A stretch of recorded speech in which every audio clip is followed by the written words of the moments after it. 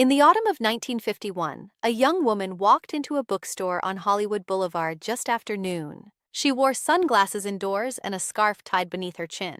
She moved past the bestseller table without looking and went directly to the back, to the literature section where the store was quiet and the light came in softer through the window. She pulled a copy of Dostoevsky's The Brothers Karamazov from the shelf, opened it to the middle, and stood there reading for 20 minutes without moving. Nobody recognized her. When she finally brought the book to the counter, the clerk looked up and said nothing. She paid in cash, tucked the book into her handbag, and walked back out into the sunlight where the photographers were waiting outside Schwab's pharmacy across the street. They caught her stepping off the curb. The flashbulbs went off. In the photograph that ran in photoplay the following week, you can see her blonde hair, her fitted dress, her smile that looked like it had been turned on the moment she saw them. You cannot see the book. It is buried in the handbag at her side, invisible. That is not an accident. They never wanted you to see the book. Her name was Marilyn Monroe, and the version of her the world was sold, the giggling blonde in the white dress standing over the subway grate, was one of the most successful products Hollywood ever manufactured. What they did not tell you, what they worked very deliberately to make sure you never knew, was that the woman under the product was someone else entirely. She had a library. 400 books, arranged on floor-to-ceiling shelves in the small apartment she kept on Doheny Drive. Dostoevsky, Tolstoy, Hemingway, Joyce, Freud, volumes on art history, poetry collections with the spines cracked from being opened too many times. She read at night when the house was quiet. She read in her dressing room between takes. She read on set while the crew adjusted the lights and the director was occupied with something else. She underlined passages, wrote notes in the margins, and spoke about what she had read with the few people close enough to her to know she did it. This was not a secret she kept. It was a secret that was kept from you. Before we go further, if this kind of film is something you want to see more of, the kind that tells you what actually happened rather than what they wanted you to believe happened, subscribe. This is exactly what this channel exists to make. Hit that button, then let's keep going. The Hollywood studio system of the 1950s was not in the business of showing you who people actually were. It was in the business of manufacturing products that could be sold to the widest possible audience. And the product they built around Marilyn Monroe was simple, effective, and ruthlessly enforced. She was the dumb blonde, the sex pot who did not quite understand what was happening around her, who spoke in that breathy whisper, who played every scene like she had just woken up and was pleasantly confused about where she was. The studio did not invent this from nothing. They built it from pieces of her, the way she moved, the way her voice sounded when she was nervous, the way she smiled when she wanted someone to like her. Then they amplified those pieces until they were the only thing visible. Everything else about her, the reading, the intellectual curiosity, the complicated person underneath the image, was carefully edited out of the public story. The reason this worked so well is that it gave audiences exactly what they had been conditioned to want. A beautiful woman who was not threatening. A woman you could look at without feeling like she was looking back at you with judgment or intelligence or any awareness that might complicate the fantasy. The male audience of the 1950s, the audience that filled the theaters and bought the magazines and made the stars into stars, did not want to be challenged by the women on the screen. They wanted to be soothed. And Monroe, as she was packaged and sold, was soothing. She giggled. She pouted. She played dumb in a way that felt safe. The studios understood this. They built an entire publicity machine around protecting that image. But here is where it gets more complicated. Monroe understood it too. She had grown up poor, passed through foster homes, married at 16 to escape a system that had no use for her, and learned very early that beauty could be a tool if you knew how to use it. When she arrived in Hollywood, she was smart enough to see what they wanted and disciplined enough to give it to them. She studied the way the camera responded to her. She practiced the whisper, the walk, the way her eyes would go wide at just the right moment to sell innocence. She became very, very good at playing Marilyn Monroe. What most people never understood was that playing Marilyn Monroe and being Marilyn Monroe were not the same thing. The performance was so convincing that even the people who worked with her every day started to believe she actually was the character. Directors treated her like she needed everything explained twice. Co-stars condescended to her on set. Journalists interviewed her as though they were speaking to a child. She let them. It was easier that way. The moment she dropped the act, the moment she revealed that she had been reading Stanislavski and thinking seriously about her craft, people became uncomfortable. Intelligent women in Hollywood were trouble. They asked for better scripts. They questioned the directors. They wanted control over their image, their contracts, their careers.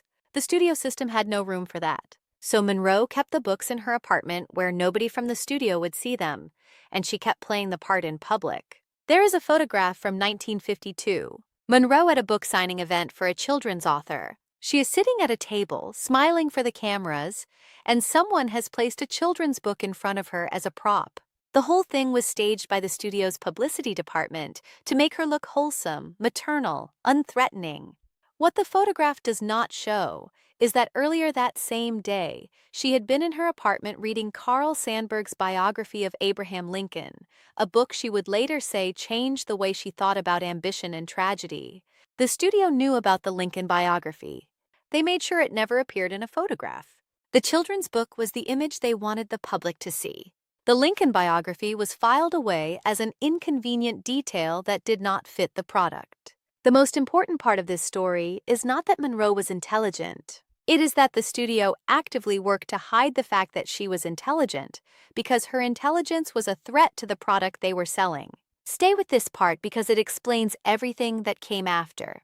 A dumb blonde could be controlled. She could be told what to wear, what to say, what roles to take, and she would comply because she did not know any better. An intelligent woman could not be controlled the same way. She would ask questions.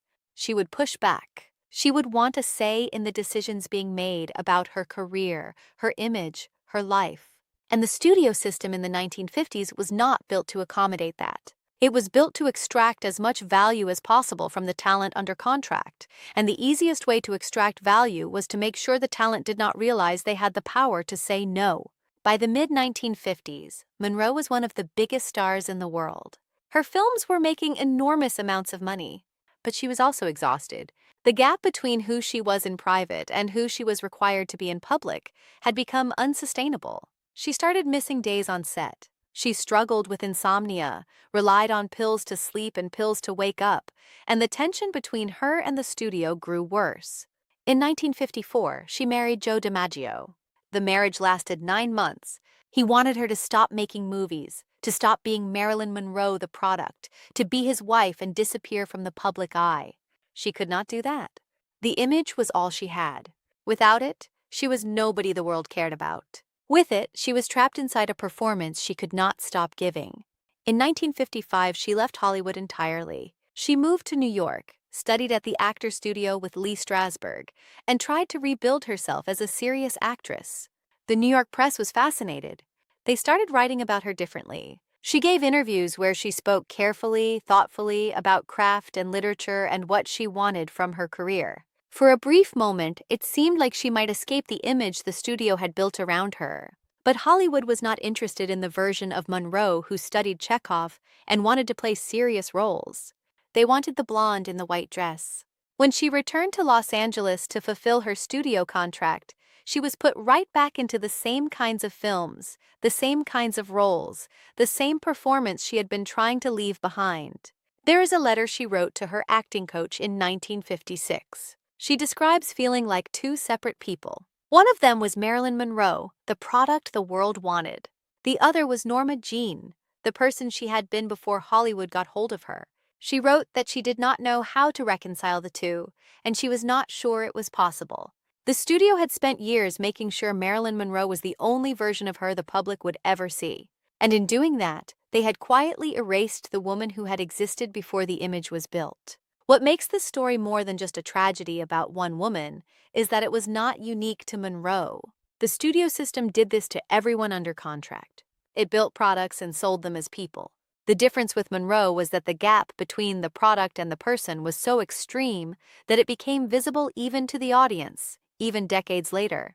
People looked at her and sensed something underneath, something that did not quite match the performance.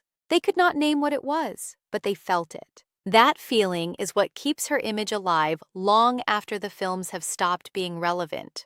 It is the feeling that something was taken from her. Not just her privacy or her autonomy, but her actual self. The person she might have been if the system had allowed her to exist as more than just a product designed to sell tickets. In 1962, Marilyn Monroe died at her home in Brentwood. She was 36 years old. The official cause was listed as a barbiturate overdose, ruled a probable suicide. The circumstances surrounding her death have been analyzed, debated, and turned into conspiracy theories for 60 years. But the more important story, the one that rarely gets told, is not about how she died. It is about what was done to her while she was alive. The studio system took a woman who read Dostoevsky and understood the complexity of human suffering, and it turned her into a product that giggled on command. It marketed her as someone who barely understood the world around her, and it made sure that image was the only thing the public ever saw. And when she could not maintain the performance anymore, when the gap between the image and the person became too painful to sustain, the system had no use for her. She was not a person who needed help. She was a product that had stopped working. There is a photograph from her apartment, taken after she died. It shows the library, the shelves full of books, the spines lined up one after another. Dostoevsky, Tolstoy, Hemingway, Freud.